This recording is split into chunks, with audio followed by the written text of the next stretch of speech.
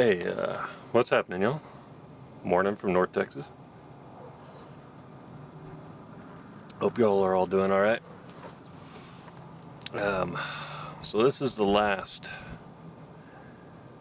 in a video series I've been doing about how I produce a cover song.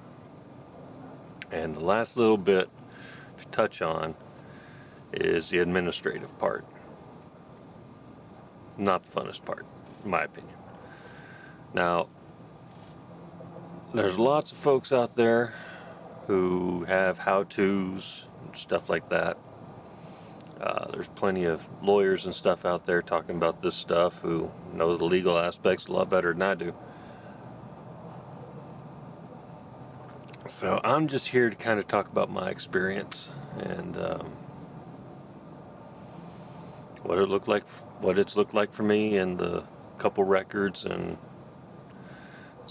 several singles that I've released for myself, and what I think that means for Audio Mutt and my musician side of things. So let's get to it.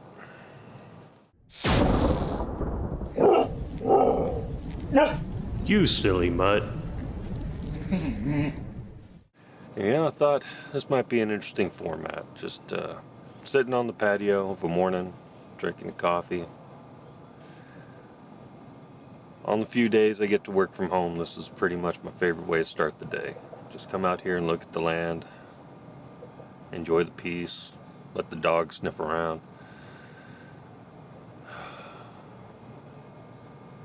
Life gets so chaotic, especially right now with everything I'm juggling between the album release and producing music for others and trying to get the new studio set up, which that's an announcement we'll get to later. Working the day job, trying to get this place fixed up. There's just a lot going on. And these few moments of just sitting here, looking at the land that I'm a steward of, enjoying some peace and calm. It's good stuff. Now, music administration. That legal stuff has gotten so complicated, especially in the advent of AI. It's a whole thing. There's a lot of that I won't go into. But it comes to the question of, like, what all do you need to get frickin' done? Because, you spend weeks, months, years working on your music, getting all that together. And I submitted to the Copyright Office. I finally got my copyrights back. It was submitted in end of February, and I got the certificate on July 4th. On July 4th is when I checked the mailbox on my way out to celebrate with my family, and there it was. So, yeah, that's a long wait time. Good 4 to 6 months is what you're looking at. So you go through all that, and then you go and you look at your release, right? And I use 2 different distributors. I use CD Baby for my albums, and then I use DistroKid for my singles. And that gets your stuff into all the stores. But then what about, okay, so now you got to design thumbnail imagery for all that. Get that done, you get your artwork done. Decide if you're going to do physical copies or not. I do on my records, not on my singles. And you get it submitted, and for me, what I did is I factored in that 4 to 6 month wait for the Copyright Office, and then I scheduled my release past that after I'd submitted. So I was able to file as an unpublished work, which made a lot of that filing a little bit easier, and then just set up my publishing to be after.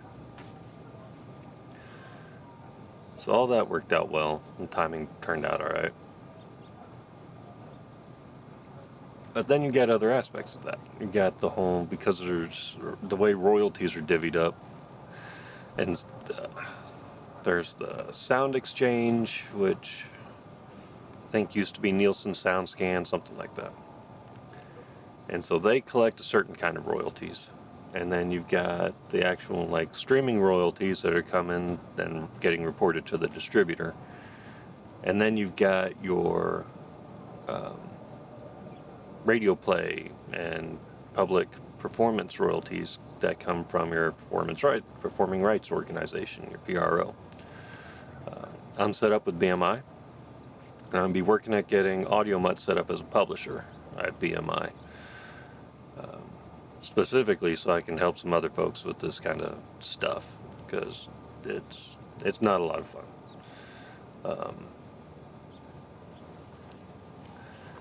And yeah, I want to try offering some services like that, where I handle some of the administrative stuff, or I get someone on my team to handle the administrative stuff,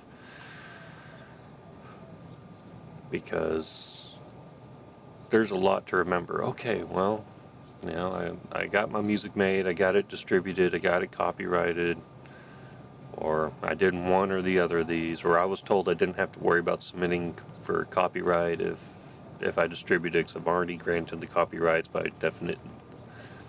There's legal channels that go into what that actually means. But then, you know, all these other things, but without, like, I don't want to do like a traditional label format, because I don't have the resources to fund a tour or anything like that. There's lots of artists out there who would like some help without having to sign to a label, sign the rights to their music away, and get on a lame-ass 360 deal or anything like that. So I think there's a niche in the market just to help folks navigate all that stuff. And I mean, lawyers will do that. I mean, you can pay top music attorneys, she'll file all that stuff for you. But I think there's a niche for someone who can maybe not go as deep as a lawyer and be a little cheaper. So I'm still kicking around. Put your thoughts down in the comments, and if as an artist, if that's something that you would be interested in, that help you any. We don't want to waste a whole lot of time and effort if it's not actually going to do any good for anybody. But I got a feeling that there's plenty of folks who don't want to go to a lawyer and pay lawyers' fees, and they don't want to sign with the label, but they would like someone to help them, if nothing else, just coach them on, you know, signing up for a PRO, submitting your songs to your PRO, making sure that your stuff is registered with Sound Exchange and SoundScan, and because if you don't do everything, you're leaving money on the table. And even with your PRO, right, you got two sides of that. You know, you got the publishing side, you got the writer side. And when I released my first record through CD Baby, they would submit your stuff to a PRO for you, and that's where I got set up with BMI. Was through that process, and then they claimed the publisher's share, and then I got the writer's share. That ends up getting so in the back end that I think it's kind of worth it to either do it yourself or have a coach, or have someone doing it under a deliberate written agreement where you know exactly what's happening and what's getting spelled out and who's doing what and who's getting what. Yeah, you got the two sides of the PRO side of things, and then you got signing up for Sound Exchange, which that's a whole other thing. I've been struggling with that. I mean, I've got an account created, but then it's not letting me claim everything that I'm supposed to be able to claim. But all these things pay out royalties, and if you don't do all of it, you're only receiving a fraction of what your music's actually making. And it's been made so complicated because everyone wants a piece of the pie. But then again, it is a complicated industry, and it's tricky to track down all the plays everywhere for everyone all the time and accurately report that and accurately distribute funds. I get that. So I think a lot of this stuff is a necessary evil. And of course now they're adding in, needing to scan things to see if it's been AI generated and stuff. I don't mess with AI, so that's a little bit beyond me. And then you got the fact of cover song licensing, right? It's one of the reasons why I go through DistroKid for my singles, because back before this recent law, they were one of the only distributors who would actually handle the cover song licensing for you. Now a law has passed that your distributor's on the hook for that. However, here's one of the kickers, right? That only applies to the places that they've distributed to, right? And that only applies to streaming. That doesn't apply to sales, because the royalty rate and everything for sales is different than it is for streaming. So if you've created physical CDs that have cover song on them, well, guess what? Your distributor isn't handling the licensing for that. So now you're on the hook for going to Easy Song Licensing or directly to Harry Fox and paying for the licensing fees, which I think is 7 cents on the dollar, for that song you've distributed. So that's another part of it. You're releasing an album, if you're making physical copies, whatever, and it's got cover songs on it, you gotta go and pay for those, and pay for them. That gets kind of convenient, because then you know, right? I made 100 CDs. I've got 2 cover songs on it, so I need to go to Easy Song Licensing, and I need to pay, so 7 cents on the dollar. I need to pay $7 for this song and $7 for this other song, so $14. Probably they'll add in some fees and stuff, so probably $25 to $30. And then I've paid the licenses for my physical copies, because I know my distributor can't handle that. Then you get the sync licensing, because it's all about video, right? And distributor does not handle sync licensing. Now, there's been a couple ways I've been told to go about this. Usually, even before I make a cover song, I go on to wearethehits.com, and I do a search in their database and see if they have the rights to whatever song I'm wanting to do. And if they do, then I'm clear. And what I'll do is I'll produce my video, and then once it's all done, put together, go to wearethehits.com and upload that video, and they'll add it to their database, and then I can upload it to my channel, whether that be Audio Mud or Matt Hellion, whatever, and We Are The Hits will claim it. And then they have royalty agreements with all these major labels and publishers, and so then royalty payouts and everything get split. They send a fraction, probably a generous chunk, to the rights holders, and send a chunk onto you. That's one of the few ways that you can actually make money off of cover songs on YouTube. Because the other side, the other way to approach that, which is what a lot of what I'm seeing now is recommending,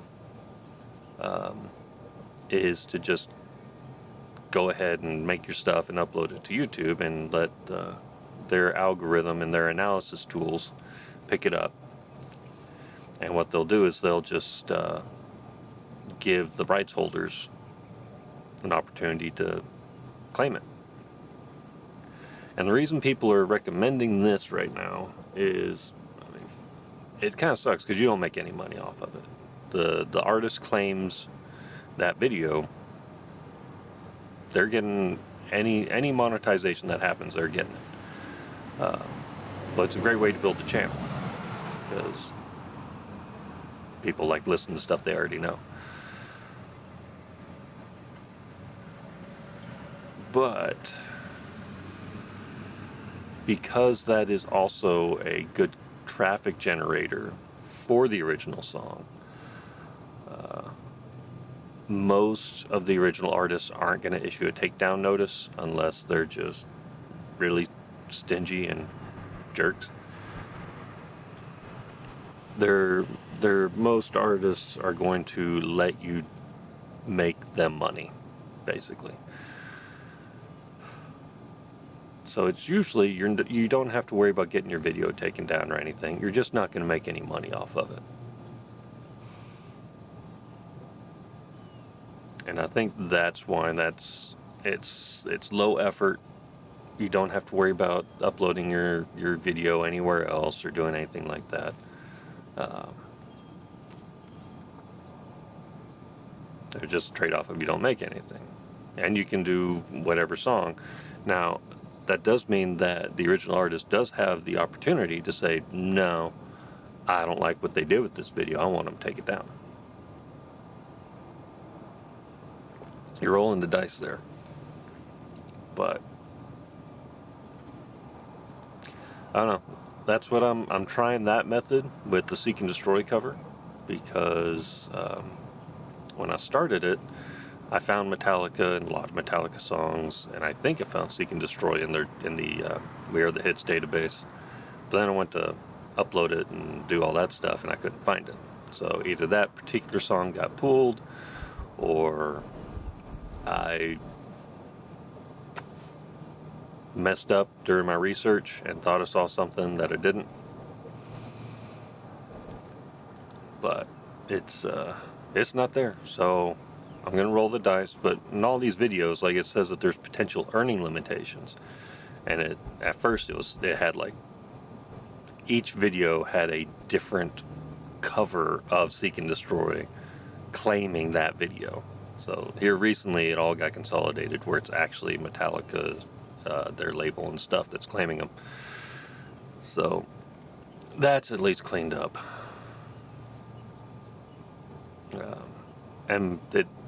But yeah, there's no takedown notice. At this point it says that the claims don't even affect my video at all. So that's all. It should work out.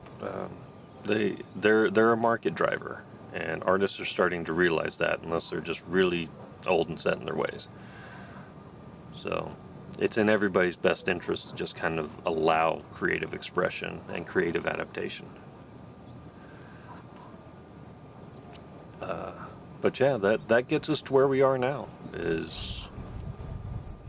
And one thing with covers, those you don't register with the Copyright Office, you don't register with your PRO, because you're not a songwriter. So with covers, a lot of that work isn't even a factor. But it's something I'm having to deal with this time around, because I'm releasing these cover songs as part of an album that has a lot of originals on it, which is coming out in 2 days. It's coming out this Friday, July 31st. Well, 2 days as of when this video releases. It's currently Tuesday. It's the day before I'm planning on releasing this video. So, yeah, it's all come together. It's all about to release and drop. I'm super excited. So go over to the Matt Hellion channel, subscribe, and all that stuff will be dropping soon. Performance video for the Seek and Destroy cover, and then lyric videos for all of that record are going to be dropping over the next week or so. So that's pretty cool. Other big news for Audio Mutt is getting a new studio, and I'm currently at work building the acoustic treatment for it. I've talked to a friend of mine from from RBI, she's gonna come out in a couple weeks and help film the process of building the acoustic absorbers for this space. And figured that'd be a good how-to since I'm having to build them out anyway. And so we'll do that here in a couple weeks, get that filmed. I'm not sure when we'll get it released because, man, this is a big project. So I am partnering with a music school in Fort Worth. It's actually the same guy owns it, him and his business partner, that were trying to get me involved with Sparks Music out here. He can't tell me exactly what happened, but that business arrangement ended up fizzling out. So, don't know what's going on there, but that didn't work out. And so now he is starting another school. He's actually moved back. He was working in he had built a school in the Hewlin Mall at one point. And then he saw an opportunity to have some financing and stuff to start this school out here. And so he brought everything out here, built the school with these guys out here. That fell apart. And so now he's kind of back on Hewlin, just across the street. And I think it's called Heritage Plaza. And anyway, so when he split off from them, because I had some issues with that group over there, not personal or anything, but they wanted me to sign a contract that I wasn't going to sign. They had a non-compete and a non-disclose and anything you produce belongs to us, and there's too much involved in that contract that I wasn't willing to sign. And it was a multiple tiered thing where their legal team did not like the idea of me bringing all of my studio equipment over there, which was part of the deal, right? I was going to build out a studio, and then we were going to be able to offer recording services and guitar tech services to students. It was going to be pretty cool. But their legal team didn't like the liability of me bringing in like tens of thousands of dollars of audio equipment. So they shut that down right quick. And so then it went from that to, okay, well, come on as an employee. And then I saw the contract said, I don't think so. Because it was like, it didn't allow, the non-compete was very strict. They didn't allow for gig work. It didn't allow for freelance work. It didn't allow for squat. But they were not paying rates that would ensure my fealty to that degree. If you're going to forbid me from doing outside work, especially when I've built a business and I've got nearly 350 subscribers on YouTube, which I'm not making any money, but I'm doing stuff. You're going to make it to where I have to shut all that down. You better be paying good money. And they weren't. So that all fell apart. But now we got this new deal, and Mike's building out this new school, and same thing. And he's actually got a room set aside for me. That's going to be the control room. And we're going to put cable pass-throughs between that and his recital room and through their music theory room, so that I can actually, I can set up a drum set in the recital room, after hours, because we do have neighbors out there, and record an acoustic kit. And then I can have a vocalist in, there's a room where they've got sound blankets dampening all the way up. I can put a vocalist in there. I've got a tech room that's going to be set up for me to do instrument repair work, and I'm going to be able to have some guitar amps in there and use it as an amp ISO room, and be able to do a lot of cool stuff. And build out a studio. Now, it's taking a lot of work because there's the construction side of things. This is in a shopping center, so I'm trying to be considerate of the neighbors. Right now, they finished the construction phase on the school side, and I'm in the middle of the construction phase on the studio side. So last week I put up an extra layer of drywall in the control room along the wall with the adjoining neighbors, and using some Robert 6700 carpet glue instead of green glue or mass loaded vinyl, work as some sound dampening, just trying to limit as much sound transmission as I can. So this next week, here in a couple days, I'll be up there taping and floating the drywall, and then after that we'll be painting, and then finally after that I'll be moving in equipment, hopefully right before grand opening on Saturday, August 22nd. So if you're in the North Texas area and you want to come have a good time, go look up Music to Career and get the address, follow them on social because they'll be posting updates and stuff. And yeah, come out on August 22nd. I've got my 3-piece band back together. Maybe 4-piece. Meg says she's going to jam with us one day. We'll see if she continues jamming or if that's just for funsies. But yeah, we're gonna play a set, and they've got some. Mike's gonna do some acoustic songs, and Shelby's gonna play piano a little bit. We're all just gonna make music and try and get people to want to come and learn music and have a good time. So yeah, come out for that if you can. We'll have fun. And yeah, just busy. Trying to get all that going. That studio's going to be built off of, I'm going into the PreSonus ecosystem. And we can do another video about where I talk about all that. But, and go over like the actual setup over there once I get it running. But I'm pretty excited. We're working in tandem for gear purchases, where they're also going PreSonus for their front of house and stuff, so that then we can use the audio networking and tie the consoles together and be able to do live streaming and having a separate front of house and A4V mix.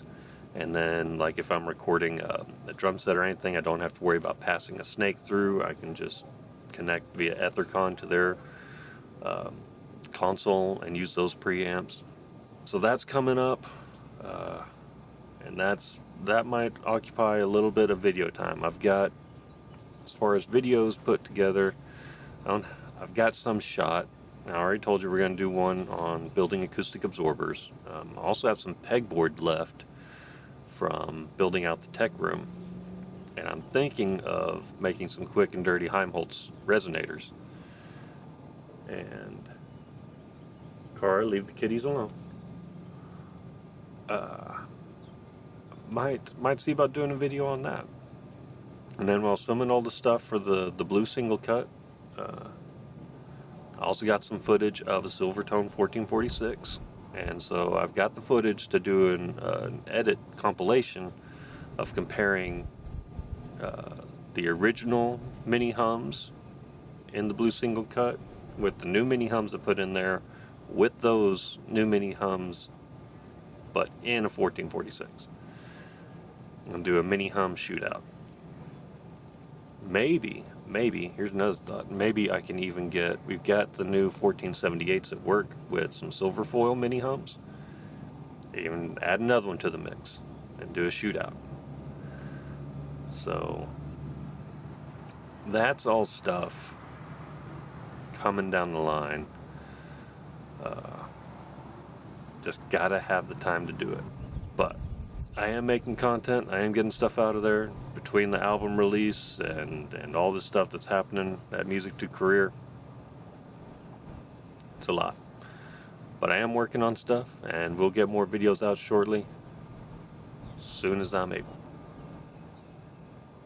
But anyway, just a little casual discussion over here about music admin and everything else that's going on. But I think I'm going to wrap it up there and finish my coffee and offload this footage, get it together so I can publish it tomorrow. But Yeah. Thanks for watching. Appreciate you. You're awesome. Have a good one. What are you gonna do, little dog? What are you gonna do, little dog? Where's your ball? I got this.